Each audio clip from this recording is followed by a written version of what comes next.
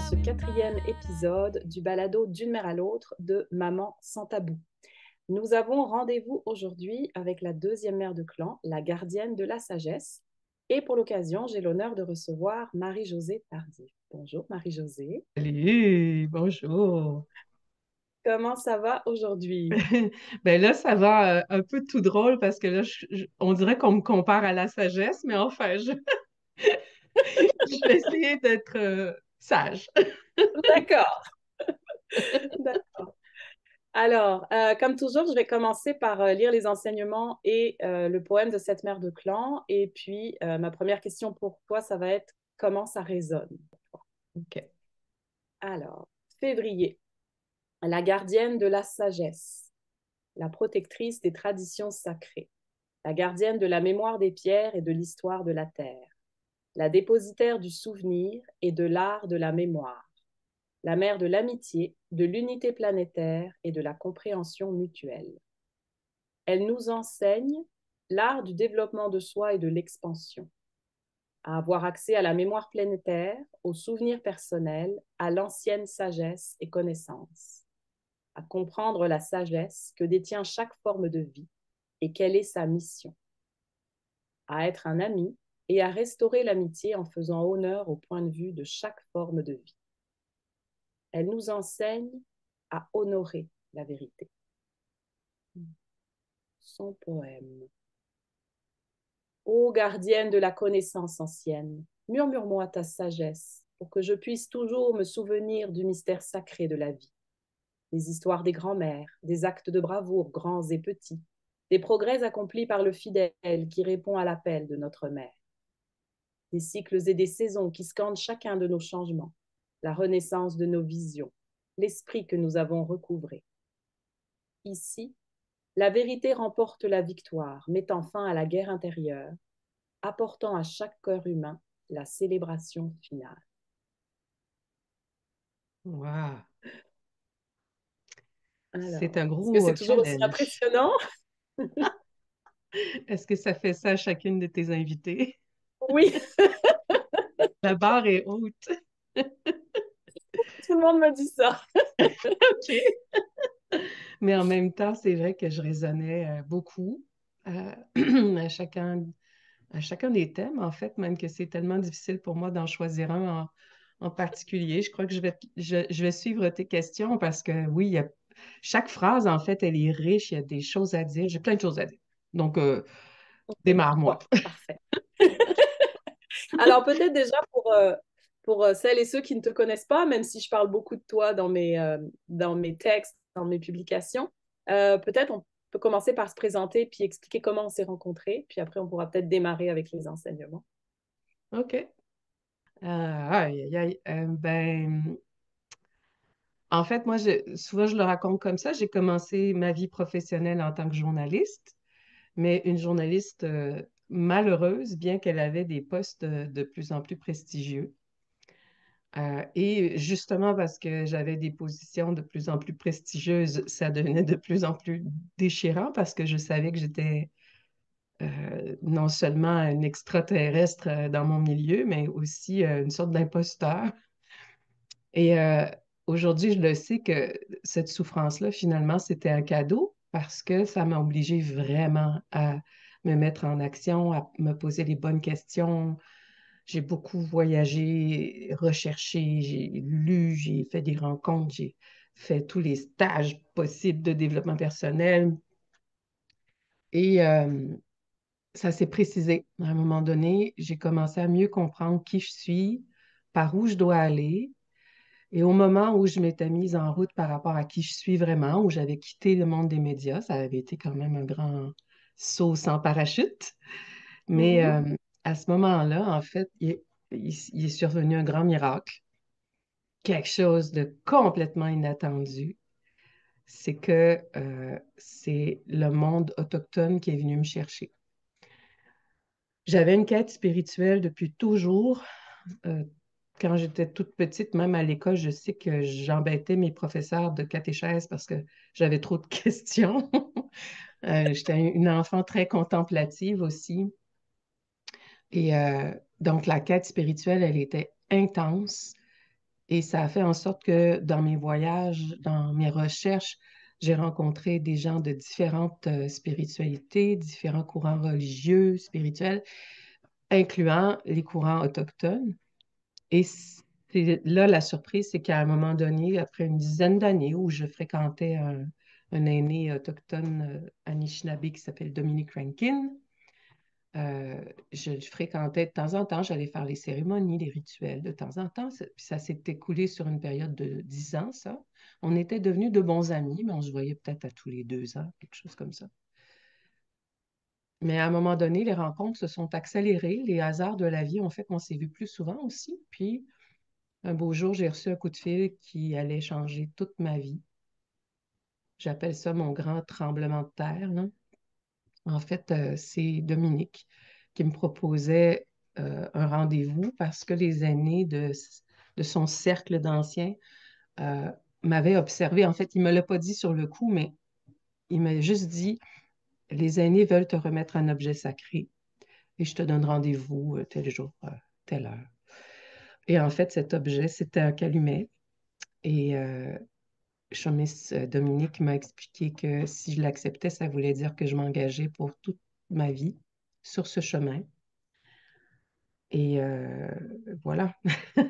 C'est pour ça que ça a été un méga tremblement de terre parce que j'avais tellement pas vu venir ça.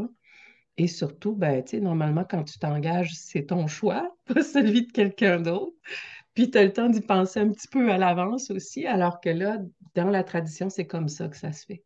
C'est pas les élèves qui demandent à un professeur, est-ce que je peux te suivre, apprendre de toi? C'est les professeurs qui nous désignent. Et donc, pour chacun d'entre nous, parce que je ne suis pas la seule élève de Dominique, c'est un choc immense.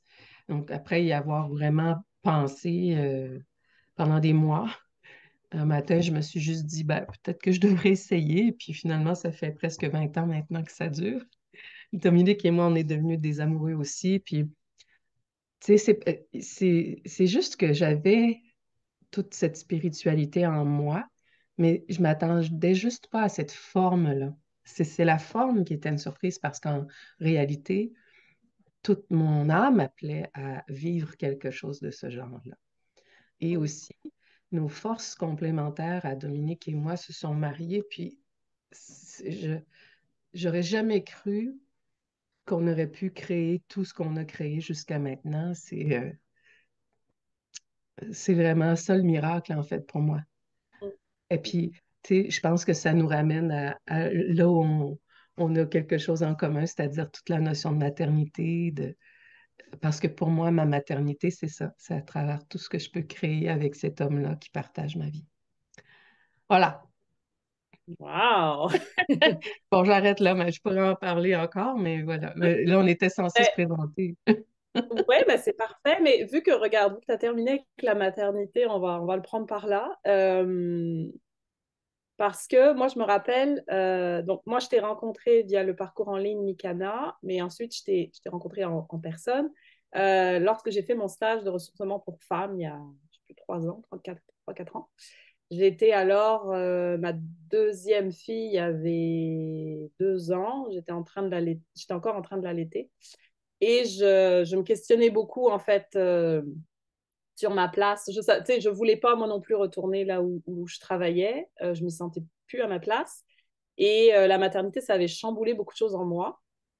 Et je me rappelle, le stage, c'était les différents archétypes féminins, hein, la femme en nous, l'amante, Je la l'appelle mère, maternelle, guerrière oui, et amoureuse. c'est ça, voilà. Et je me rappelle, on était un groupe de, je pense, on était 27 femmes, 28 femmes, enfin, c'était vraiment quelque chose. Et ce qui m'avait vraiment touchée dans ton histoire, c'est quand tu nous avais expliqué que tu n'avais pas pu être mère, mais quand Dominique t'avait fait cette offre de suivre ce chemin-là, il t'avait dit, ben, tu vas être mère de milliers d'enfants, en fait. Ouais, exactement. C'est que quand cette fameuse journée où il m'a remis le calumet, en fait, ce que lui savait pas, c'est que peut-être c'est quelques semaines auparavant, j'avais commencé à faire vraiment la paix avec le fait que j'aurais pas d'enfant. alors que moi, j'en voulais désespérément. C'était, tu sais, que la fameuse horloge biologique, là, je voyais mon âge avancer, puis j'ai eu des relations amoureuses vraiment compliquées, parfois violentes aussi, puis il n'y a rien qui fonctionnait, puis donc je voyais ça arriver à l'âge de 40 ans avec beaucoup de panique. Et je vous épargne les hauts et les bas, mais c'est juste que quand j'ai fait la paix avec le fait que ben, j'en aurais peut-être pas des enfants, il y a une voix à l'intérieur de moi qui s'est dit, ou qui m'a dit, Marie-Jo, ben, peut-être que ton énergie maternelle, elle est légitime puis que tu as le droit de la faire vibrer, mais peut-être que ça peut être sous d'autres formes que celle d'enfanter. Donc, j'avais ouvert cette porte-là, j'avais trouvé la posture à l'intérieur de moi pour ne pas nier qui je suis, puis ces élans profonds, et lâcher prise sur le fait que ça prenne une forme en particulier, puis pas mille autres. Et donc, quand, quelques semaines après ça, Chaumis m'a présenté le calumet, c'est exactement ce qu'il a dit. Il savait pas ce que je venais de réaliser en moi. Et il m'a dit, si tu acceptes comme ça, tu vas devenir la maman de tous ceux qui viendront aux enseignements. Et là, j'ai vu vraiment comme un méga clin d'œil de l'univers. Je me suis sentie aimée, accompagnée par la vie. Et ben, ce qui est très amusant, l'anecdote par rapport à ça, c'est que ben, les stages qu'on anime avec Chaumis, la plupart du temps, il y a ce qu'on appelle le madado, qui est la hutte de sudation. Et cette hutte, elle est faite en forme de ventre. On l'appelle carrément le ventre de la maman. Donc, et en plus, on est installé dans un village qui s'appelle comment? La La Conception. conception! Et depuis, je ne sais pas combien de milliers d'accouchements j'ai eu, mais mon Dieu, j'y ai tellement rêvé fort que là, je me fais rire moi-même parce que j'en ai des bébés, je peux te dire. J'ai fait des grosses portées. Mais c'est vrai parce que moi, je pense que j'ai fait 3 stages avec vous et à chaque fois, je vois des liens avec mes accouchements. C'est Ah, incroyable, quoi. Ah oui, non, il y a vraiment un lien. Euh, bah, le premier, c'était beaucoup en lien avec ça, vu la thématique. Et en fait, tu vois, j'ai fait le parallèle il n'y a pas très longtemps parce que j'ai pris une décision récemment qui me faisait vraiment peur, mais j'ai réalisé qu'à chaque fois que j'ai eu très peur, c'est que c'est là qu'il fallait que j'aille parce que derrière, il y avait un cadeau magnifique et c'est aussi un des enseignements de cette mère de clan. Et je me rappelle, le Madado, ça me faisait peur de la même façon que être enceinte et accoucher. Surtout accoucher, ça me faisait terriblement peur. Et je me rappelle mon premier Madado, je suis sortie de là, mais c'était joyeux à l'intérieur. Enfin, j'étais remplie de. Waouh, c'était puissant. Hier, je me rappelle parce que le tout premier jour, tu nous avais dit, oh, la première fois qu'on m'a dit que j'allais mener des cercles de femmes, je me dis, oh non, des femmes qui vont se plaindre encore, qui vont critiquer les hommes, ça. Puis finalement, tu nous avais expliqué que ça t'avait reconnecté avec la puissance du féminin. Et c'est exact. vraiment ça que j'ai senti. C'est vraiment ça que j'ai senti. On était toutes extrêmement différentes, on avait toutes des vécus très différents, mais c'était tellement fort et puissant. Je me suis dit, waouh! Et je suis sortie de là, mais c'était joyeux. Je me rappelle, on a chanté, vous avez raconté tellement d'anecdotes. Et mes 2 accouchements, ça a vraiment été ça. Je suis arrivée là, Ah enfin, j'avais oui. peur. Et finalement, mais j'ai jamais vécu une expérience où je me suis sentie aussi puissante, aussi joyeuse. Enfin, c'était. Donc, il y Ouais. a vraiment quelque chose. Ouais. Puis je sais que souvent, quand j'ouvre les week-ends de ressources humaines pour femmes comme ça, j'aime même aller chercher le mot la gloire, le côté glorieux des femmes. Parce que quand on chante ensemble, parfois, on peut atteindre même non seulement notre puissance, mais on touche à la gloire intérieure qu'on peut avoir. On peut être glorieuse. Oh! Et ça, la première fois que je l'ai vécu, c'est là où moi, je me suis dit, OK, je vais essayer d'ouvrir la porte à l'idée qu'on ait des groupes que de femmes, parce que c'est vrai, j'y résistais. J'avais vraiment l'impression que ce serait des femmes en colère qui se réuniraient ensemble pour vider leur sac par rapport à toutes les frustrations qu'on peut avoir avec les hommes. C'est vrai qu'on peut avoir des souffrances par rapport aux relations qu'on peut vivre, mais c'est pas du tout ça qui se passe. Puis les hommes, eux, quand ils se rassemblent entre eux, je le sais parce que Dominique m'en parle un petit peu, puis eux Mhm. aussi, ils ont besoin à un moment donné, de se retrouver comme ça, puis en fait, il paraît qu'ils se parlent que de nous, hein. Ils parlent que, ils parlent que des femmes, alors que nous, on parle quand même, les sujets sont un peu plus variés, je trouve. Mais ouais, voilà, c'est qu'on a chacun nos souffrances relationnelles. Puis tu sais, au fond, ça nous ramène juste à la question du féminin et du masculin. Et ça dépasse le genre de chacun d'entre nous, parce qu'on a les deux pôles à l'intérieur de nous. Puis la vie, elle nous invite juste à faire la paix avec ça, à les Mhm. marier à l'intérieur de nous, Mhm. ces deux pôles-là, ces deux Ouais, forces-là. Donc, euh, tout à fait. Donc, moi, je pars de cet angle-là. Pour moi, c'est vraiment pas un cercle de frustration contre les hommes, mais c'est pour nous faire découvrir jusqu'à quel point c'est super d'être une femme, sans exclure le masculin, mais justement pour pouvoir être un peu plus en paix avec cette dualité-là qu'on peut marier, puis que finalement, tu sais, quand je te parlais de l'émerveillement que j'ai par rapport à toute la créativité qu'on peut avoir ensemble, Dominique et moi, ben, c'est ça, c'est le mariage de nos forces. Et Mhm. puis chacun d'entre nous, en tant qu'être humain, on peut arriver à faire ce mariage-là. Et là, wow, là, on devient hyper créatif et Mhm. nourri. Tout à fait. Ouais, ouais, ouais. Puis aussi, ce que je trouve beau dans cette expérience, puis dans les cercles en général, c'est cette sororité qui nous unit, Ouais. en fait. On sent que malgré toutes nos différences de femmes, il y a quelque chose qui nous relie, qui nous soutient. Moi, je me rappelle comment les partages des autres ont fait écho à des histoires que je vivais, m'ont aidé à mieux me comprendre aussi.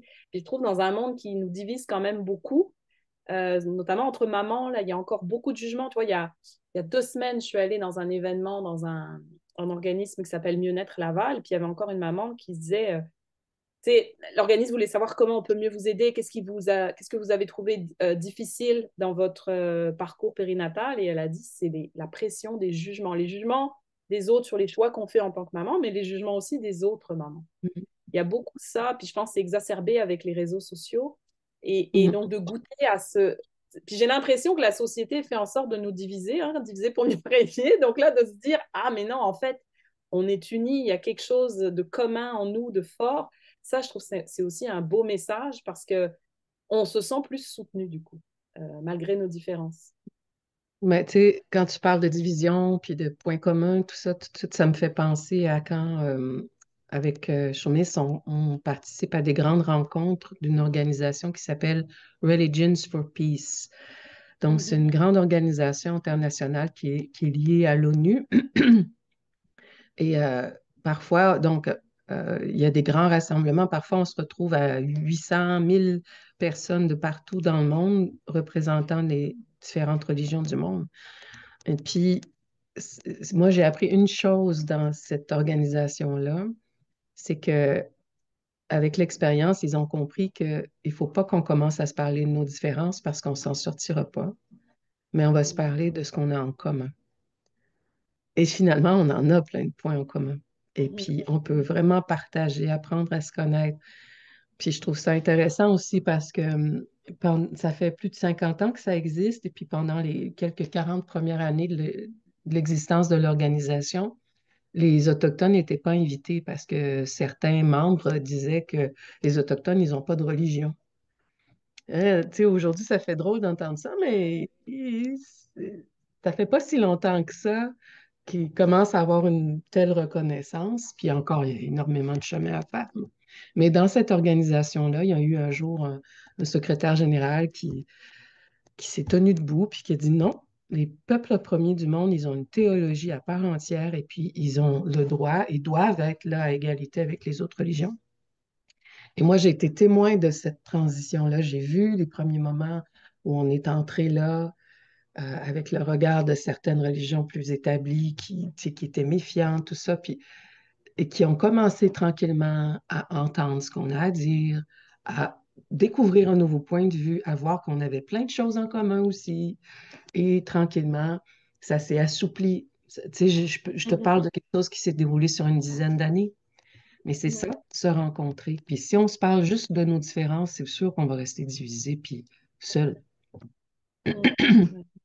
Et puis les jugements après ça qui entrent et tout ça. Puis c'est pour ça que moi aussi, j'adore nos cercles parce que là, ben, chacun, on vous invite à parler vraiment pas de ce que vous savez, ni de ce que vous faites. Tu te souviens, qu'est-ce que c'est la première Mhm. question qu'on pose en cercle de parole quand vous arrivez? Comment ça va? Et voilà. Donc, c'est notre petit subterfuge pour vous amener dans le cœur. Et là, Eh, ben, on est tous pareils. c'est vrai que ça fonctionne parce que quand on a le bâton entre les mains, en plus, on ne sait pas quand ça va tomber sur nous, mais ça, c'est vrai que ça nous ramène parce que pendant qu'on écoute les autres, il y a plein de choses qui nous passent par la tête, mais finalement, moi, je me rappelle, le tout premier, je ne suis pas venue parler de ce pourquoi je pensais que j'allais, enfin, pourquoi j'étais Oui, là, en fait. Ça se révèle le jour où on arrive et c'est au comme, moment où le bâton de parole arrive dans tes mains. Mm, ouais, non, c'est vrai que c'est incroyable. mm. Là, c'est le vrai qui monte, la vraie parole. C'est pas ton petit hamster qui Ben, t'envoie c'est des ça, messages. j'allais dire, c'est que ça nous ramène ici à la sagesse du corps et du cœur. Moi, ça, c'est Mm, l'accouchement. Puis, enfin, même la grossesse, j'ai jamais été aussi près de mon corps que quand j'étais enceinte. Et quand on a le bâton de parole, je trouve que c'est ça qui se passe. Euh, Puis c'est de se dire, OK, mais en fait, j'ai tout en moi, j'ai toutes les réponses. Puis j'ai beaucoup expérimenté depuis quelques semaines. Quand je médite, en fait, à l'intérieur, c'est calme. Et même ce matin, ce que j'ai conscientisé pour la première fois, c'est, mais en fait, toutes les pensées, j'ai vraiment senti que c'était comme du bruit à l'extérieur. oui, En moi, bravo. c'est à l'extérieur, en fait. Mais là, à l'intérieur, et c'est la première fois que ça m'a fait ça. J'ai fait waouh. Et de la même Ah, manière mais que tu peux te soustraire des bruits extérieurs, tu peux être en contact avec ça, même si c'est là. Tu sais, j'entendais les oiseaux, par exemple, dehors. J'avais la fenêtre ouverte. OK, mais je suis quand même encore en contact avec ce qui est là. Et c'est c'est pas ça, de Anne. chasser ça, c'est d'être avec les deux, en fait. Oui, et c'est hyper précieux. Ça, tu viens de trouver quelque chose de super important. Des fois, je l'appelle ma rivière profonde. Donc, tu Mm. sais, tu dis, tu peux voir, ben c'est là, tu sais, c'est ça que les sages ils disent quand ils disent, mettons que tu es en méditation, puis que tu peux voir tes pensées qui passent comme des nuages et que Mhm. toi, tu es le ciel. Ben, c'est exactement ça.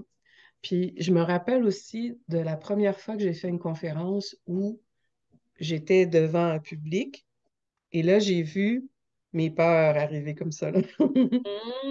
Et là, Mm. j'ai été assez présente en moi-même pour dire, toi, tu m'énerves, j'ai pas envie de toi, puis je choisis de ne pas t'écouter. Pa- Puis c'est vraiment ces allers-retours-là qu'on fait. J'ai compris que c'était ça. Tu sais, on essaye de trouver la zénitude à temps plein, puis on pense que c'est ça l'objectif. Mais le vrai secret, c'est les allers-retours. C'est Mm. ça j'ai. Puis il fallait l'admettre aussi. Il fallait l'accepter que c'est les allers-retours. Mais par contre, c'est ça. Dès que tu y penses, wow, est-ce que je suis partie dans mes peurs, mes pensées, mes jugements, ma folie? Ou est-ce que Mhm. je peux retourner là, puis juste faire, c'est pas moi ça. Puis je Ou me c'est une souviens vieille d'avoir, moi. Ouais. c'est mon ancienne habitude à être moi, les vieilles imprégnations. Puis je me souviens d'avoir rencontré un sage à un moment donné qui disait, parce que je lui demandais, c'est quoi la différence entre être un être éveillé, on dit éveillé, donc dans la pleine présence, puis pas éveillé. Puis il me disait, la différence, c'est être réactionnel ou être dans l'action juste. Donc, tu sais, Mm. quand on est dans nos jugements, dans nos peurs, dans toutes nos réactions de colère, là, hein, là, on n'est plus dans cette rivière profonde, on est happé par ce qui se passe dans l'extériorité. Tu l'as vraiment bien décrit. Puis donc, là, c'est comme si ça fait ça devant notre regard. Tu sais, on, tu sais, la réalité, on la voit, mais c'est limité. Puis finalement, on voit beaucoup plus nos peurs que ce qui est vraiment devant nous. Mm. Tu comprends? Ouais, Hein, c'est ouais, ouais. super filtré par tout ce qui bouillonne à l'intérieur de nous, tout le réactionnel. Puis là, il me disait, le guide, lui, ou les grands sages, en fait, il les voit arriver, les vieilles imprégnations, mais ils sont tellement établis dans l'instant présent que c'est plus ça qui Ça gagne. reste à la surface. Ouais, Bah, tu sais, t'as même plus besoin de choisir. Là, moi, j'en suis à l'étape où je choisis, ou quand, puis je pense que ouais, c'est vraiment juste ça qu'il y a à faire, c'est que quand on voit tout à coup on devient très réactionnel, on se recentre, puis on essaie de voir, des fois dans le feu de l'action, ça marche pas, mais après coup, on peut y repenser. oui, Graduellement, effectivement. c'est aller-retour là, Ouais. puis vraiment, la rivière profonde, après, elle s'élargit. Puis Mm, c'est tellement plus facile après ça. Tes vieilles peurs, tes vieilles zones d'ombre, ça retombe là-dedans parce que tout ça, ben, c'est la paix véritable, c'est l'amour, l'intelligence de l'amour mm, et c'est notre vraie nature. mm, C'est pas un personnage construit, ça, c'est la vraie nous. Ou effectivement. mon petit moi, même, ils se font à un moment donné, tu sais, quand tu vas vraiment profondément dans la rivière, on est, on est tout, on est fondu au grand tout. Mm, Mm. ouais. Mais ça prend du temps. Ça prend du temps, moi je me rends compte. Puis ça, c'est ce qui m'a frappé quand j'ai relu les enseignements de cette deuxième mère, parce qu'elle s'en va dans le canyon du temps pour faire son rite d'initiation. Puis je me suis rendu compte, c'est vraiment ça, parce que malgré tout, si tu veux, le cheminement que j'ai fait, ben, y a encore des peurs, il y a encore des travers qui reviennent, j'ai encore des crises de colère, mais je me rends compte que ben, j'en reviens beaucoup plus vite, je vois beaucoup plus vite Mm. le cadeau derrière, mais j'ai encore du mal à me donner de l'amour là-dedans. Tu vois, je vais encore me dire, ah, En puis après, rajoute je une me dis, couche. ouais, c'est ça. Il y en a qui appellent ça le super-ego. Donc, t'as l'ego, bon, ben, c'est ça, le réactionnel normal là, que tu viens de nommer.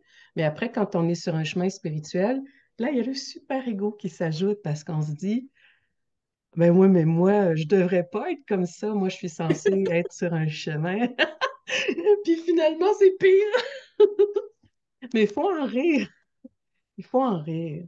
Parce que là, sinon, Ouais. on rajoute encore une couche. Hein? Parce que, Oui, non, c'est vrai, c'est vrai, ben oui. c'est Donc, vrai, mais c'est quand vrai. on le voit, ça peut se désamorcer. Puisque tu m'as décrit que tu as vécu, c'est ce matin que tu as vécu ça où tu voyais vraiment tes pensées, là? Ouais, c'est ce matin. Ouais. Mais Ouais. ça, ça, c'est ton point de repère désormais. Parce que ça, c'est la vérité de qui nous sommes. C'est pour ça que les grands sages, ils parlent toujours de l'instant présent, parce que c'est que ça qui existe. Tout le reste, c'est le cinéma qui se joue devant nous, puis dans lequel on embarque des fois un peu trop. Mm, Mais cet espace-là où on retourne, il est intact, il est hors du temps, euh, pur, mais pas avec un jugement, c'est juste intact, neuf. mm, mhm, Et là, c'est génial parce que plus on le nourrit, c'est pas qu'on le nourrit, mais qu'on y retourne facilement, plus on s'y dépose, plus on entre profondément dedans. Ça, c'est le pur espace de création, d'intuition, d'apprentissage aussi. Il n'y a pas de mm. jugement dans cet espace-là. Il n'y a que des enseignements, il y a des idées. euh, on pourrait l'appeler la zone d'apprenti, trait d'union sage. On parlait de sagesse aujourd'hui. C'est vrai, c'est vrai, c'est vrai. Ouais. Mm. C'est super précieux. Vraiment, continue Mm. d'explorer ça. Ah ouais, non, parce que c'est, c'est agréable, en fait. On est bien quand on est là. On se dit, waouh, on peut toujours y revenir. Hmm? C'est Ben, en fait, c'est c'est nous. accessible. C'est pas qu'on y revient, c'est nous à la base. Ouais, mais de prendre le temps de Ouais. l'écouter, de s'y connecter. C'est ça le truc. De faire silence, Ouais, ouais. d'explorer tout ça, puis à un moment donné, ça devient vraiment plus facile. Puis maintenant, Mm. quand j'enseigne, j'essaye vraiment, tu sais, c'est pas toujours tu sais, je suis pas toujours aussi capable d'aller en profondeur, tu sais, ça varie. Mais il y Mhm. a un jour où j'ai vraiment compris que ben, c'est là qu'il faut que j'aille quand j'enseigne. Donc, est-ce que c'est vraiment moi qui enseigne ou juste Mm. la rivière profonde qui passe à travers moi? Puis, mais c'est pas ésotérique, hein, ce que je suis en train de dire là, puis je suis pas en train de Mhm. canaliser des entités. C'est pas ça. C'est vraiment chacun de nous, on a cet accès-là. Et puis, chacun de nous, après, on peut prendre nos talents, nos dons, tout ça, puis exprimer. Je me rappelle d'avoir reçu une jeune fille en entretien, qui est en entretien privé, puis elle connaissait très bien ses dons, ses passions, son feu sacré. Il me semble que ça tournait autour de l'aménagement paysager, les jardins, des choses comme ça. Mais elle avait des doutes gigantesques, plein de peur. Elle se freinait elle-même dans ses beaux élans. Puis en même temps, elle était capable d'aller là. Elle l'avait expérimenté, ce dont on parle. Puis à un moment donné, j'ai dit, c'est pas toi qui vas faire tes jardins. C'est pas ce toi-là. De toute façon, arrête d'avoir peur parce que tu le sais que tu es capable de te connecter à la rivière profonde. C'est la rivière profonde qui va agir, qui va créer. Et là, elle a vraiment vu que, ben oui, c'est encore. Mhm. Tu comprends ce que je veux dire? Ouais, ouais, ouais. Mais puisque tu parles des dons et des talents, moi, j'ai l'impression quand je vais là que c'est mon enfant intérieur, en fait. Parce que, tu sais, comme tu nous dis souvent, quand on est enfant, on est pur, on sait ce qui nous anime, ce qu'on aime, ce qu'on... Puis moi, j'ai vraiment l'impression que c'est ça qui s'exprime, en fait. C'est la petite Anne qui fait ce qu'elle aime, qui, ce qu'elle, tu sais, ce qui lui vient facilement, etc. Euh, et quand j'y pense, tu vois, juste ce balado-là, c'est elle, c'est pas moi. Ouais, C'est son super. idée. C'est son Mhm. idée. Tu sais, puis, Mm. puis une fois que j'ai accepté d'aller là, mais en fait, tout s'est fait tellement facilement. Je me suis dit, OK, moi, pour moi, si c'est facile, c'est la Ouais. bonne, c'est le bon Quand chemin, tu c'est sais. fluide, hein, quand ça coule de Oui, c'est source. ça. Ouais. Exactement. Ouais, Mais tu sais, ça n'empêche exactement. pas qu'il y ait des obstacles, ça n'empêche pas que des fois, il y a des essais-erreurs, des ajustements, mais c'est vrai que pour moi aussi, ça a été le point de repère qui a permis de tout changer pour moi, c'est quand j'ai accepté d'aller voir qui j'étais quand j'étais petite. Mais aujourd'hui, je peux pas dire que c'est elle qui agit. Je pense que j'ai fait la paix avec mon enfance, mais maintenant, je me sens adulte. Mhm. Euh, Maintenant, je sens que c'est l'expérience de la vie qui m'a donné une belle amplitude à l'intérieur. Puis ça, c'est ce que je vise aussi, l'amplitude. Ce que je vise. C'est pas une compétition, mais non, je vais le dire autrement. J'ai compris que la vie cherche à nous donner de l'amplitude Mhm. à travers Mhm. l'expérience. Ouais. Et que c'est vraiment beau quand tu rencontres un être qui est allé chercher une grande amplitude intérieure. Et puis ça peut Mhm. être un petit grand-papa tout seul dans le fond de son atelier, hyper humble, mais quand tu es en sa présence, tu sens toute une vastitude d'âme devant toi. Mhm. Ça n'a rien à voir avec impressionner la galerie, tu sais, avoir des grands talents de musiciens incroyables ou politiciens. Tu sais, ça peut être très, très humble, mais si tu écoutes comme il faut, des fois, tu peux sentir que certaines personnes, il y a quelque chose vraiment, ils se sont laissés labourer, et travailler par la vie, sculpter. Ils ont traversé leurs épreuves avec grâce. Et puis, le cadeau, ben, comme tu sais, tu parles beaucoup des cadeaux, ben, le cadeau, Mhm. pour moi, c'est surtout ça. Tout ce que ça élargit en soi. Ouais. Ben ça, c'est aussi un des enseignements majeurs hein, que tu m'as apporté avec Dominique, là, de voir les cadeaux derrière les épreuves. Puis ton histoire, tu sais, par rapport à la maternité, c'en est une. Puis je trouve que c'est beau parce qu'il y a beaucoup de femmes de nos jours qui n'arrivent pas à être mères de façon physiologique. Et moi, j'ai toujours ce discours de dire, mais on peut être mère effectivement d'une autre façon. C'est pas, mais on est tellement conditionné à penser que ça va prendre cette forme-là. Mm. Puis moi, ça m'a réconcilié avec le fait que moi, la maternité, ça a plus été une épreuve qu'autre chose. Puis il y avait une partie de moi qui se sentait coupable de ne pas aimer ça parce qu'il y a des femmes comme toi qui n'y arrivent pas, alors dont c'était le souhait. Oui, Et en même temps, oui. moi, je vivais une vraie souffrance aussi, tu sais. Mais le fait d'avoir accepté, en fait, tout ce que ça m'a fait revivre comme souffrance d'enfance, tout ce que ça... Mais finalement, maintenant, le cadeau, c'est que bah, moi aussi, j'ai toujours été attirée depuis l'enfance par le développement personnel, meilleure connaissance de moi, etc. Ça me questionnait beaucoup. Puis quand tu parlais des catéchèses, moi, mes parents m'avaient inscrit au catéchisme. Ça n'a jamais marché parce que j'étais curieuse, ça m'intéressait, mais à chaque fois, je demandais pourquoi. Mais pourquoi? Oui. Et puis, c'est ma mère qui devait répondre. Mais ma mère, elle dit, mais moi, je suis pas curée. Elle dit, tu sais, elle dit, j'ai été à l'église et tout, mais c'est pas ma profession. Puis, à l'époque, les curés, ils s'en occupaient pas. Donc, à un moment donné, elle m'a dit, bah, écoute, s'ils veulent pas faire leur travail, moi, je peux pas le faire à leur place. Fait que si tu veux arrêter. Parce que moi, c'est ça, ça répondait pas à mes questions. Ça m'intéressait, mais il n'y avait pas de réponse satisfaisante. C'était, bah, c'est comme ça. Pourquoi?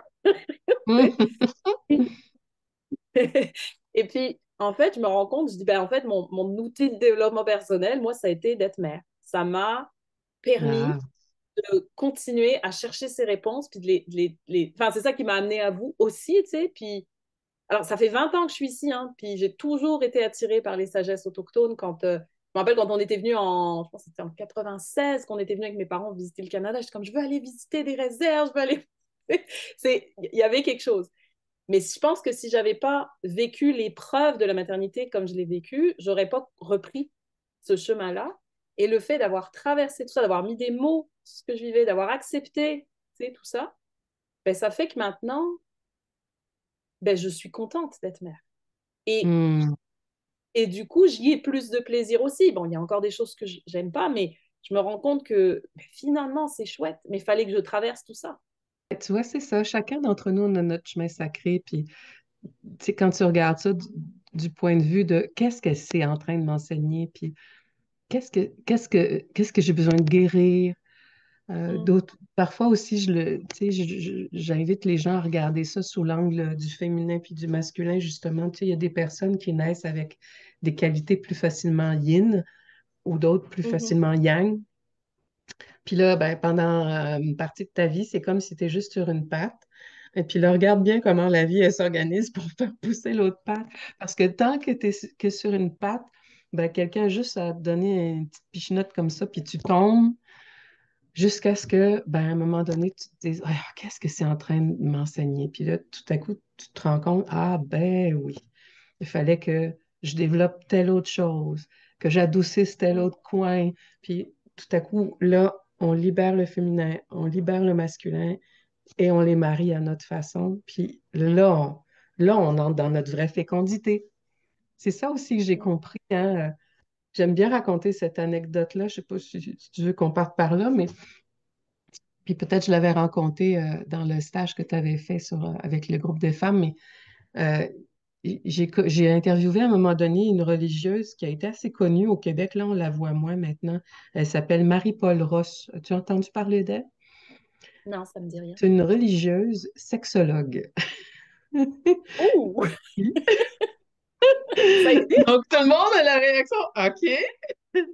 Ben, en fait, son histoire, c'est que elle, toute petite, elle avait aussi un grand, grand appel. C'était une mystique. Et donc, pour elle, ça faisait pas de doute qu'elle allait devenir religieuse. C'était même pas, c'était une évidence. Mhm. Et donc, pour elle, le célibat, ça allait de soi aussi. Elle le comprenait instinctivement. Puis, euh, ça allait tellement bien que très jeune, ses supérieurs lui ont dit, ben toi, maintenant, tu vas accueillir les novices et c'est toi qui vas expliquer pourquoi la chasteté, pourquoi le célibat. Et là, c'est comme si elle a ouvert une boîte de Pandore parce que là, elle a commencé à se rendre compte qu'il y a beaucoup de religieux et religieuses qui vivent pas bien. Puis c'est compliqué, puis c'est difficile. Et là, elle est retournée voir ses supérieurs pour dire, là, il faut que vous m'équipiez, là, parce que je ne suis pas en mesure d'aider à ce point-là. Envoyez-moi à l'université en sexologie. C'est comme ça qu'elle s'est retrouvée en Mhm. sexologie. Et je résume son histoire. Là, elle m'a dit, moi, ce que j'ai compris, c'est que la sexualité, c'est l'énergie de fécondité. Et que chacun d'entre nous, on a un élan comme ça à féconder, mais que c'est pas obligé de se faire que dans la relation amoureuse entre hommes et femmes, que par des bébés. Puis c'est comme ça qu'elle a compris qu'il y a certains religieux qui ont une vie très féconde, puis qui sont complètement nourris et pour qui le célibat, c'est pas un problème. Et d'autres, par contre, qui vont de frustration en frustration, puis toute cette énergie-là de vie, tu sais, ton élan premier, ton énergie vitale, si elle n'est pas bien canalisée, si elle ne peut pas s'exprimer, t'imagines tout ce que ça peut faire comme déviance à la limite, là. Donc, moi, ça m'a encore mieux expliqué tous ces élans que j'avais à l'intérieur de moi, puis pourquoi maintenant je suis si nourrie, tu sais. Chacun d'entre nous, on est appelé à ça. Tu regardes la nature, elle n'est que fécondité, créativité, évolution. Nous, il faut qu'on suive le mouvement, sinon c'est là où ça va pas. Donc toi, tu vois, c'est à travers la maternité, tout ce que tu as raconté, que la vie s'est organisée pour que tu t'épanouisses, pour que ta vie devienne féconde. Oui, oui, oui. Puis c'est drôle que tu parles de créativité parce que ça m'a vraiment ramené à ça. Ben oui, Euh, mais que la oui, parce que créativité, c'est pas juste faire des tableaux. non, c'est ça, mais là encore, on a des idées vraiment préconçues. Moi, je viens d'une famille, enfin, les femmes de ma famille sont toutes douées de leurs mains. Tu sais. Euh, j'ai des tantes, si elles n'avaient pas grandi dans une famille nombreuse, pauvre, si elles avaient pu faire l'école des arts, tu sais, elles seraient artistes là. Ma mère, ma sœur ont toujours été douées de leurs mains. Moi, j'ai toujours fait un complexe parce que je me suis toujours trouvée moins bonne à ce niveau-là. Mais j'ai réalisé qu'en fait, ben oui, il y a façon d'être créative de mille et une façons. Ben Tu sais, j'ai toujours oui. chanté, j'ai toujours dansé, j'ai toujours écrit. Puis c'est drôle, hein, moi, j'ai suivi la formation Vivre de sa passion de Sylvain Carufel. Et quand j'ai lancé mon projet de formation autour de la maternité, j'étais dans mon élément. Ben, j'ai été formatrice pendant 15 ans, tu sais. Mais finalement, en voulant ouvrir une page Facebook, j'ai commencé à écrire sur le sujet et j'ai jamais pu m'arrêter. Et de fil en aiguille, j'ai fait Oh, un, tu vois. Et en fait, tout ce que je fais, mes publications, mais même le balado, enfin, c'est créatif. Tu sais, je m'amuse comme une petite fille. comment? Et là, j'en suis à un stade, et c'est pour ça que c'est drôle que j'ai fait mon tambour récemment avec vous, puis que je sois dans l'atelier du feu sacré, c'est que ben, je me demande en fait si l'écriture, qui moi m'a aidé aussi à guérir hein, tout ça, ben, finalement, si c'est pas la fin, si c'était pas pour me ramener à ça. Parce que La j'ai fin de jamais, quoi? ben, la fin, dans le sens de l'objectif, pour me ramener Ah, à la petite âne créative. Tu sais, quand j'étais petite, hein, je l'avais dit lors de l'atelier, je suis montée des spectacles. J'ai toujours écrit des longues lettres, j'ai écrit des paroles de chansons, j'ai toujours fait la chorale, j'ai toujours fait de la danse, j'ai rencontré mon mari grâce à la danse. Enfin, tu sais, mais pendant longtemps, ça a été dans mes loisirs, tu sais. ah, c'est ça.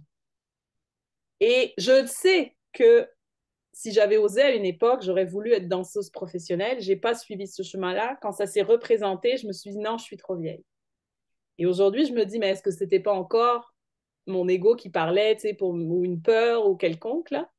Puis là, je me dis, ça me rattrape encore sous une autre forme. Puis tu sais, est-ce que c'est pas finalement qui je suis profondément? Est-ce que, tu sais, c'est ça que je trouve vraiment intéressant, c'est que en fait, je pense, je sais plus si c'est toi qui nous avais dit ça une fois, mais l'univers conspire à notre bien. Tu sais que peu importe les épreuves, c'est pour te ramener là où Et tu tu sais, es censé ce être, que, en ce fait. que- quand on a un rêve comme ça, je veux devenir une danseuse professionnelle, l'erreur qu'on fait, c'est d'enfermer le rêve dans une étiquette en particulier. Tu sais, comme moi, j'étais fixée sur la forme, il faut que j'aie mes bébés, mes Mhm, enfants, que je sois bon. Mais attends, il y avait, as-tu vu tout ce qui m'attendait finalement quand j'ouvrais à tous les possibles? Et puis, quand j'ai compris que dans mon rôle de journaliste, ça allait pas, c'était pas moi, il y avait quand même une, une Marie-Jo qui adore communiquer comme toi. mhm. On a toutes les deux cette essence-là.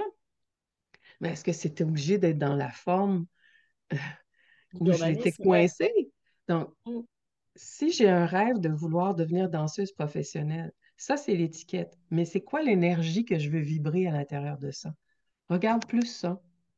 Peux-tu mm. me répondre? Tiens, tu sais, dans ce rêve, dans cette idée de danser, c'est qu'est-ce qui veut vibrer? Le premier truc qui m'est monté, puis c'est en lien avec quand on a parlé de la rivière profonde, c'est que quand je danse, je suis pour 100% présente. Est-ce que c'est obligé d'être professionnel? Non, non, Ah! non, c'est Tiriri! vrai. Parce que quand c'est professionnel, il y a le fait d'être sur scène. Puis je me suis vraiment posé la question parce que un truc qui m'énerve dès que je fais du chant ou de la danse, c'est qu'il faut toujours qu'on monte un spectacle. Puis c'est pas que j'ai le trac ou non, parce qu'en fait, sur scène, les gens qui m'ont vu me disent, mais t'es super à l'aise. Mais c'est toute la mise en scène, il faut répéter, se maquiller, s'habiller, ça me saoule. Mais une fois que je suis dessus, tu sais, mais c'est toute la préparation. Puis je suis plus sûre. Je pense que ça a été le cas, mais je suis plus sûre aujourd'hui que je fais ça pour avoir la reconnaissance du public. Effectivement, il faut que tu vois la motivation derrière, mais il y a peut-être un mélange, là, mais il Mm, faut que tu retournes à l'énergie pure. Il y a l'élan pur. Et c'est ça, en fait, que j'ai fini par comprendre. C'est pas le faire, F-A-I-R-E, qui compte, c'est l'être. mm, Ce que l'être veut exprimer, puis après, là, ça peut prendre différentes formes, mais pas un bouchon sur tout ça, mm, sous prétexte que telle forme fonctionne pas. ouais. C'est vraiment, vraiment ça. Puis j'insiste parce que, en tout cas, mon espoir, c'est que les personnes qui sont en train de nous écouter vont essayer d'aller voir quels sont leurs élans purs. C'est quand, puis vraiment, la question de retourner voir dans l'enfance, elle est cruciale parce que à ce moment-là, on était dans nos élans purs.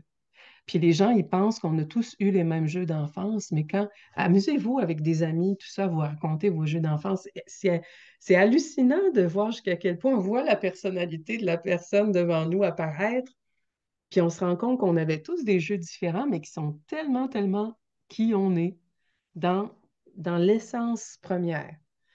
Puis après, ça prend des formes différentes. Ben, Il je y en le vois a... avec mes filles, hein. Oui, c'est Pour ça ça, un bon tu sais, quand exemple. Shomi s'y dit les enfants, c'est des professeurs, mais je, je, je vois parce que je me reconnais dans certaines, tu sais, c'est comme, il y a des choses à moi dans l'une, puis d'autres choses dans l'autre, puis oui, elles jouent ensemble à des jeux en commun, mais quand elles sont chacune dans leur bulle, elles vont vers des choses différentes. Eh oui. Ouais, oui, c'est vrai que c'est très présent.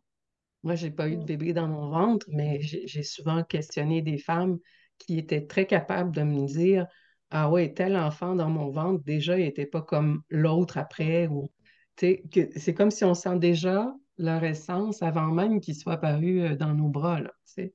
Ouais. Ça, pour moi, c'est l'essence, c'est là dès le début jusqu'à la fin. Après, les passions, ça, c'est le faire, ça, c'est la forme. Mhm. Et ça peut bouger. Mais qui nous sommes fondamentalement avec notre rythme, nos dons, notre manière d'être dans le monde, ça, c'est l'essence même de qui on est. Puis c'est quelque chose qu'il faut honorer. Puis c'est ce que tu fais avec l'atelier du feu sacré. Ouais, C'est ce que tu ouais. J'ai eu enseignes. tellement à le chercher pour moi-même que, tu sais, souvent on enseigne le mieux ce qu'on a eu le plus besoin d'apprendre. Ouais. Puis pour Donc, les personnes qui connaissent pas, est-ce que tu pourrais résumer un petit peu c'est quoi cet atelier? ben, en fait, c'est parti de justement ma quête intense pour savoir comment on fait, pour savoir qui on est, comment on trouve son chemin véritable, tout ça. C'était tellement difficile pour moi. Je savais que j'aimais pas ce que je faisais, mais je savais pas ce que j'aimais. Qu'est-ce que j'aime? Qui je suis? Puis aussi, avant, j'étais une personne qui était très tournée vers les autres. Tu sais, j'étais la bonne fille, toujours serviable. J'avais appris à être comme ça. C'était pas mon Mm. tempérament de base, mais mon éducation m'avait fait conclure à un moment donné qu'il fallait que je sois gentille, tout ça. Donc, je m'étais vraiment beaucoup perdue de vue. Donc, ça a été tout un long cheminement là, d'une bonne dizaine d'années de voyages, de rencontres avec les sages, de retraites, pour comprendre comment ça marche ça. Puis, en bout de ligne, c'était surtout comment on fait pour s'aimer soi-même. Ça aussi, les gens me disaient, Marie-Jo, il faut que tu apprennes à t'aimer. Mais oui, mais donnez-moi le mode d'emploi. Je me rappelle que mais dites-moi comment on fait ça. Est-ce que ça veut dire aller se faire masser, aller faire du shopping? Tu sais, je sentais bien que c'était pas ça. Et puis un jour, je suis tombée sur une réponse dans un livre, comme ça, au hasard d'une lecture. S'aimer soi-même, c'est se dire la vérité à 100%, en tout temps, à soi-même et à l'autre. Et là, j'ai eu une montée de chaleur à l'intérieur de moi. Je savais que j'avais trouvé ma réponse. Et donc, bon, ben, OK, commençons à nous dire la vérité à nous-mêmes. J'aime pas ce que je fais. Qu'est-ce que j'aime? Et donc, tu vois. Et puis après, Mm. ben, ça, c'est se dire la vérité à soi-même.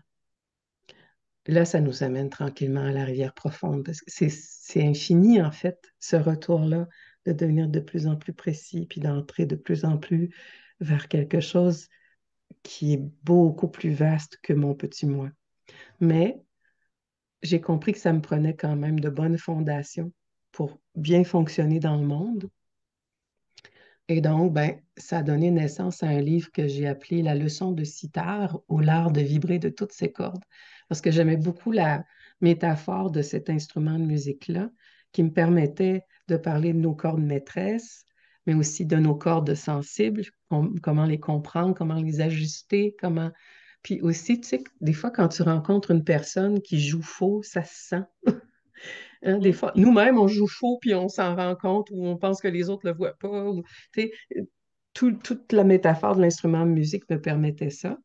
Puis ensuite, ben, ça a donné lieu aux ateliers du feu sacré, parce que j'aimais bien faire un lien un peu avec ce que je fais maintenant.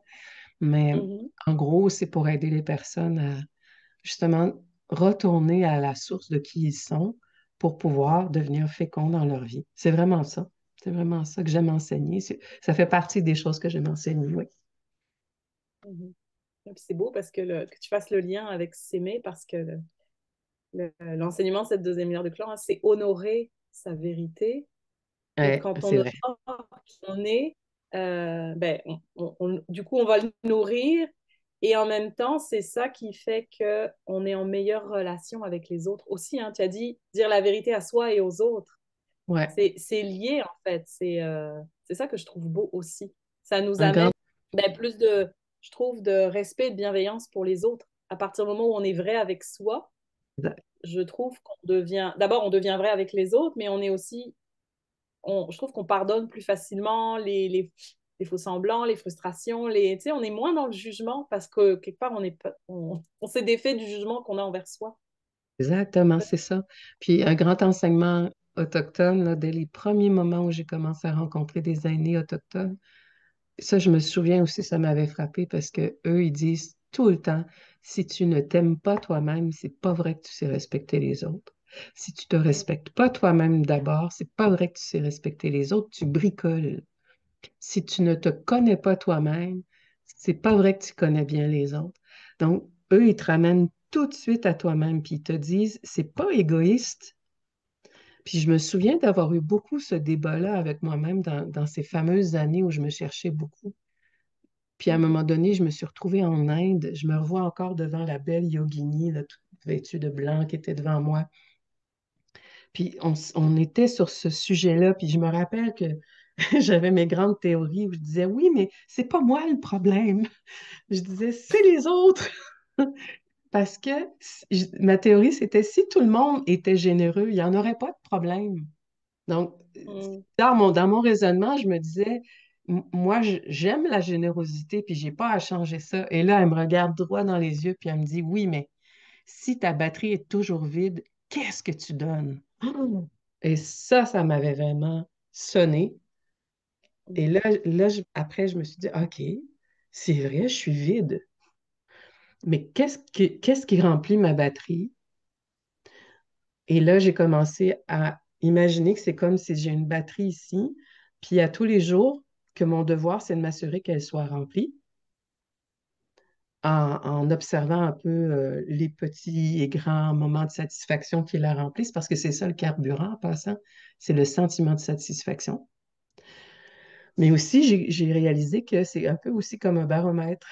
Fait que des fois, tu te retrouves devant des personnes, puis tu sens ta batterie puis qui se vide. Et donc, d'être encore plus au contact de ce système-là à l'intérieur de nous qui fait qu'on peut très bien sentir quand il y a quelqu'un qui est en train de nous vampiriser à fond, là. Mhm. Et donc, Mhm. de commencer tranquillement à se voir faire dans certaines relations. Est-ce que je suis en train de jouer au sauveur, là? Est-ce que cette personne-là est complètement victimisée puis qu'il n'y a pas grand-chose à faire? Est-ce que je vais nourrir la victime? Tu sais, tu commences à avoir un point de vue différent parce que tu peux te fier à ton baromètre intérieur. Puis il y a des fois où la personne a juste besoin d'écoute, puis OK, on va essayer un petit peu, puis finalement, tu l'aides, elle, à retrouver son chemin intérieur, puis là, à ce moment-là, la batterie est remplie, mais vraiment, il y a des relations. Encore, moi, je me retrouvais beaucoup avec des vrais bourreaux, là. Et donc, moi, je me soumettais la tête dans la gueule du crocodile tout le temps, puis jusqu'à ce qu'à un moment donné, j'apprenne à mieux ressentir mon 100% vrai ici et me fier à ça et tranquillement tout transformer. Mais ça commence par soi. Ouais, vraiment. Vraiment. Puis ça, on l'apprend à la dure quand on est maman, je trouve, parce qu'on nous parle tout le temps de remplir le réservoir d'amour de nos enfants. Mais si le nôtre est vide, ben, comme tu dis, on n'a plus rien à donner. Puis je me rends compte que, ben, je ne sais pas si c'est toutes les femmes, mais quand je vois autour de moi, là, on est beaucoup à avoir vécu avec ce désir de plaire, cette peur de déplaire, tu sais. Et je vois que je le fais aussi avec mes filles, tu vois. J'ai accepté de garder ma plus jeune là pendant 2 jours parce que sa sœur était en relâche. Ben, je l'ai regretté parce que je ne me suis pas respectée, parce que moi, cette journée-là, j'avais mal dormi, j'avais besoin de silence. Je savais que la grande était assez calme et la petite, c'est pas le cas. Et après, je m'en suis voulu parce que du coup, j'ai pas été une bonne mère, je me suis emportée. Puis, et à un moment donné, je dis, bon, là, on sort, on va changer les énergies parce que moi, j'avais besoin de marcher, mais elle ne voulait pas. Fait que là, c'était, oh, c'est la pire journée de ma vie. Et je me suis dit, bon, finalement, voulant bien faire, j'ai tout raté pour tout le monde. Mais c'est à la base, je me dis, c'est moi l'adulte, c'est moi qui aurais dû dire, ben non, tu sais, tu seras mieux à la garderie, moi je serai mieux à la maison, puis le soir, du coup, on va avoir plus de plaisir ensemble parce que tout le monde va être Mm. rempli d'énergie, tu sais. Mais je trouve qu'il y a un tel discours social chez les femmes et notamment chez les mères qui fait que on donne alors qu'on est vide, quoi. Et ma mère, tu vois, elle me disait toujours, elle dit, vous êtes tellement bombardé d'informations, ce qui n'est pas une mauvaise chose parce qu'elle dit ça vous évite de faire des erreurs que nous on faisait par ignorance, mais en même temps ça vous met une pression puis vous Oui, savez plus où voilà, c'est donner. ça. Puis Oui, parce que en tout cas, je crois déceler dans ce que tu racontes là un peu de jugement envers toi-même Mhm. et le désir d'être la bonne mère tout le temps, tout le temps, tout le temps. Mais tu sais, est-ce que c'est enseigner la bonne chose à nos enfants que de chercher tout le temps la perfection, puis d'essayer de tout contrôler ça, ou est-ce que c'est pas une bonne chose quand même d'enseigner aux enfants que ben c'est normal d'avoir un moment des conflits, avoir des. Tu sais, on vient de le dire, plus on est nourri à l'intérieur, plus c'est facile. Donc ça, c'est Mhm. vrai que, mais en même temps, je pense que quand on a plusieurs enfants, c'est un beau vœu pieux, là. Peut-être que c'est un peu plus compliqué aussi. Puis, mais tu sais, peut-être que en ayant une certaine routine, je me rappelle d'avoir rencontré tu sais, dans le bouddhisme tibétain, il y a des professeurs, on les appelle les lamas, hein, les Mhm. lamas. Et il y a des femmes lamas. Et dans la tradition tibétaine, si tu es lama, tu n'es pas nécessairement obligé d'avoir des vœux de chasteté. Il y en a certains qui les prennent, ces vœux-là, puis d'autres non. Donc, il y a des lamas qui sont parents, qui ont des enfants. Mhm. Donc, cette femme lama, elle m'avait impressionnée parce que, tu sais, bon, ben, c'est ça, elle avait sa vie de mère, mais en plus, c'est quand même assez exigeant, une vie dans le bouddhisme à ce point-là, vraiment engagée avec des vœux et tout. Et ben, elle avait trouvé comme solution de se lever juste avant tout le monde pour pouvoir continuer à faire sa méditation, ses pratiques, tout ça. Et puis en bout de ligne, ça avait été sa solution.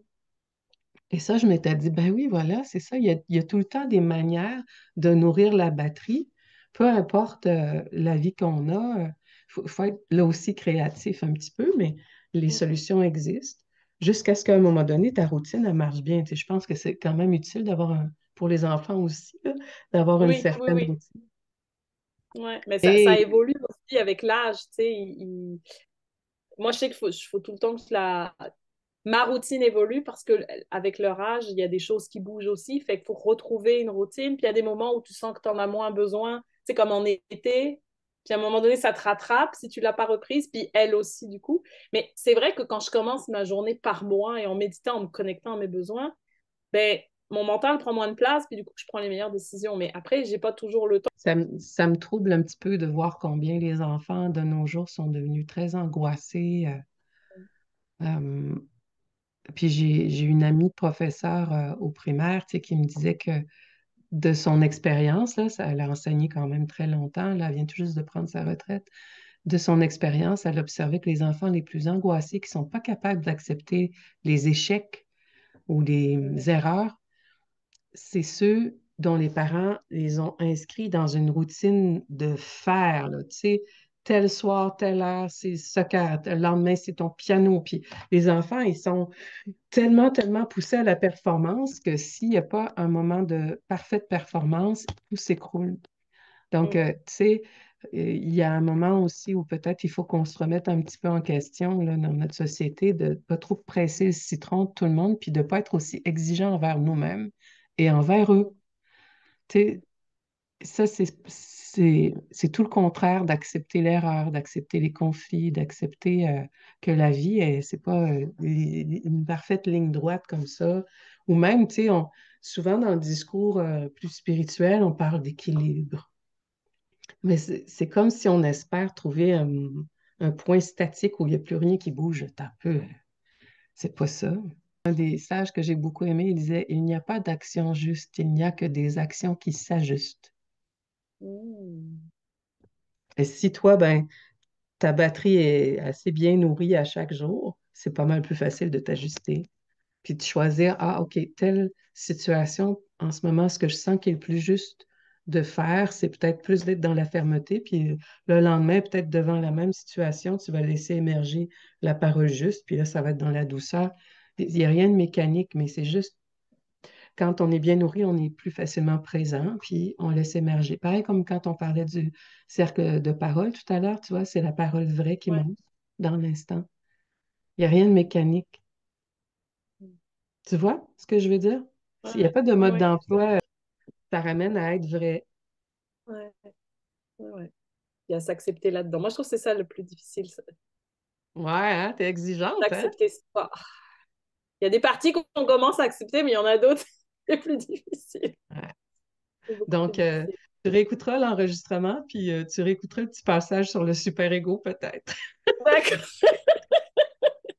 Mais t'es pas la première qui m'en parle, hein. Ah, J'ai une d'accord. coach, elle appelle ça l'ego spirituel, là. Oui, Puis ouais, ouais, c'est ça. c'est vraiment ça que je me suis dit, quand j'ai pris conscience de ça, là, les larmes ont coulé, puis je me suis dit, mais Hmm. en fait, c'est à moi que j'en veux le plus, mais qu'est-ce que je suis dure envers moi, tu sais, c'était... Puis je m'en voulais de m'en vouloir, hein, évidemment, tu sais. Ben oui. Et en même temps, je me suis dit, bon, dans mes maîtres mots de 2025, il y avait douceur. Tu sais, il faut que je me donne. Mais tu sais, c'est tout un apprentissage aussi pour défaire tous ces mécanismes-là. Euh, mais oui, c'est sûr. Tu sais, quand il y a des il faut, encore là, moi, je fais Mm. hum. Mm. Quand il y a un il faut, c'est encore une exigence. Donc, pour moi, ça n'a jamais trop marché. Ouais, c'est juste, c'est des Euh, façons de parler, tu sais, que j'ai du mal à corriger. ouais. Ça revient tout seul, hein. Moi, je pense que c'est plus facile de se voir faire quand on est en train d'entrer dans quelque chose comme ça, puis de faire Mm. OK, je me suis vue, puis je reviens au centre. Mm. Plutôt ça que de dire, là, OK, je suis comme ça, ben, je vais te donner de la douceur. Tu vois, il y a comme, on en rajoute encore. C'est, ouais, ouais, ouais. Ça juste un petit peu, là, mais euh, Ouais, quand il y a des il faut, normalement, il y a un petit ajustement encore. ouais. J'ai l'impression, en tout cas, tu t'exploreras. Ben, je comprends Ouais, ouais. l'intention derrière, elle est bonne, mais juste de faire peut-être attention à cette petite subtilité-là encore qui Mhm. rajouterait encore une petite couche. Juste, ah, je me suis vue. Ah, OK. Puis pas d'en faire toute une montagne, puis on revient au centre. Et je nourris le centre, je nourris le centre, je nourris le centre. Ouais. C'est- Pour conclure, qu'est-ce que, d'après ton expérience personnelle, mais aussi à travers toutes les personnes que tu accompagnes, selon toi, ce serait quoi le plus grand défi ou le plus grand tabou encore actuellement en lien avec la maternité? Alors, si je me fie à mon expérience, alors moi, je ne peux pas parler de mon expérience de maman comme celle que tu as, mais Mhm. moi, j'ai une expérience de recevoir plein de mamans dans mes stages. Mhm. Et ce que je vois, c'est qu'elles ont beaucoup ce piège-là qui est de se juger elles-mêmes. Beaucoup, beaucoup. Puis beaucoup, beaucoup, beaucoup, beaucoup aussi le piège de trop donner. Et donc, ça nous ramène à apprendre à recevoir, à apprendre à nourrir la batterie, apprendre qu'on le mérite, parce que souvent, il y a une petite voix à l'intérieur qui dit, t'as pas le droit, tu mérites pas. Donc, il faut être quand même euh, consciente des petites voix cachées à l'intérieur. Peut-être qu'on pourrait conclure en disant de temps en temps de s'arrêter comme ça le matin, là, quand tout est tranquille dans la maison, puis de descendre à l'intérieur pour commencer à méditer sur cette notion-là, contempler l'idée de est-ce que je sais recevoir pour vrai? Est-ce qu'il y a une petite voix à l'intérieur qui bloque ça? Est-ce qu'il y a du non-amour caché? Puis quand on creuse un peu plus profondément, des fois même on découvre une petite voix encore vraiment mieux cachée qui dit, t'as pas le droit d'exister. Et là, si vous l'entendez, cette petite voix-là bien cachée, OK, donc là, à partir de maintenant, on va commencer à bien, bien nourrir à l'intérieur parce que peut-être que tout ça, ce désir de tout le temps donner, donner, donner, ça cache le fait que moi, je n'accepte pas de me donner à moi. Tu sais, peut-être avec ma tête, je me le dis, il faut, mais après, si je Ouais. descends profond, peut-être que c'est beaucoup plus moi qui bloque le mouvement de la vie et que je m'en rendais pas compte. Puis après, donc, c'est de se voir faire dans le feu de l'action. OK, c'est encore ce vieux, vieux réflexe-là bien caché qui veut reprendre le dessus, qui veut faire ça. Puis, ah, je t'ai vu. Et là, c'est comme ça qu'on défait des habitudes qu'on avait prises. Puis après, quand quelqu'un t'offre quelque chose, un cadeau, c'est drôle, hein, ce matin, j'étais en train de préparer, ces temps-ci, je suis en train d'enregistrer des méditations guidées, là. J'ai envie d'offrir ça Mhm. parce que tu sais, ça fait partie quand même de ma vie, hein, d'avoir des micros, puis ça m'amuse. Mais là, franchement, c'est pas mal mieux que de lire un bulletin de nouvelles, je te jure. Mais c'était sur ce thème-là. Donne-toi tout. Mhm. J'étais justement là-dedans aujourd'hui. Fait que je pense que c'est ça que j'ai envie de dire aux femmes, parce que c'est comme ça qu'on a été élevés pour beaucoup d'entre nous. Puis, mais si on veut avoir les deux pattes, il faut apprendre à recevoir, puis d'être vraiment dans la dynamique de... Tout l'univers fonctionne comme ça, dans la dynamique du donner-recevoir, du féminin-masculin. C'est une danse. Voilà, Ça nous ramène à l'introspection, là, tout le temps. c'est ça, à revenir en soi. Ça commence par soi. Ça commence par soi. C'est là Ben, où j'en merci beaucoup. suis, dans ma petite sagesse de Avant d'aller vers 57 ans. l'amplitude, il faut revenir ici. Ouais. Ouais, ouais, ouais.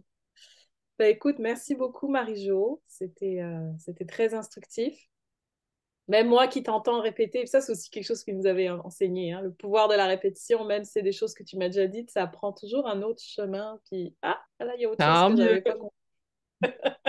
Fait que je vais le réécouter en plus. Ouais, Donc, OK. merci Hmm. vraiment, merci infiniment.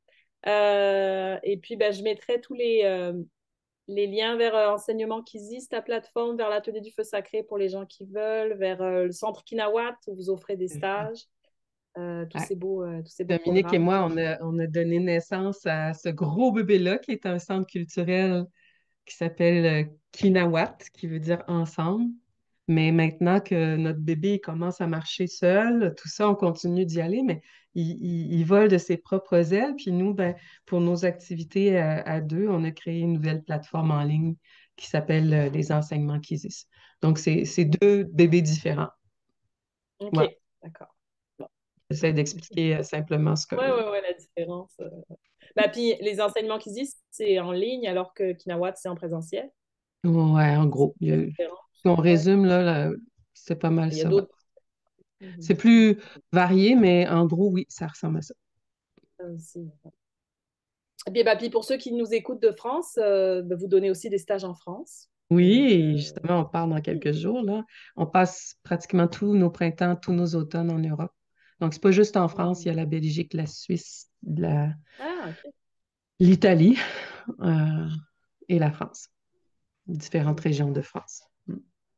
Ah, et même on est invité à l'île de la Réunion, là, je ne sais pas si ça va fonctionner, mais en 2026, il est question qu'on retourne. On était Oh. déjà allé faire des activités par là aussi. Je suis bien contente, j'espère que ça va marcher. Il y a même une invitation pour le Liban. Hein, quand ça va se calmer un petit peu, là, on a Mhm. été invité au Liban aussi l'année prochaine. On attend de voir avec les organisateurs si ça redevient plus sécuritaire, là. Mais ouais, des fois, on a cette chance-là de pouvoir se promener un petit peu puis de rencontrer des gens partout sur Terre. Puis ça répond à tes passions pour le voyage aussi. Yes, j'ai cette corde-là. Bah, merci encore. Voilà qui conclut notre entrevue et on se retrouve euh, pour le prochain épisode qui va sortir le 29 mars avec la troisième mère de clan, celle qui pèse la vérité. Bonne journée tout le monde. Bye Marie-Jo. Merci. Bye bye, Anne. Wimbalala, wimbalala, wimbalala.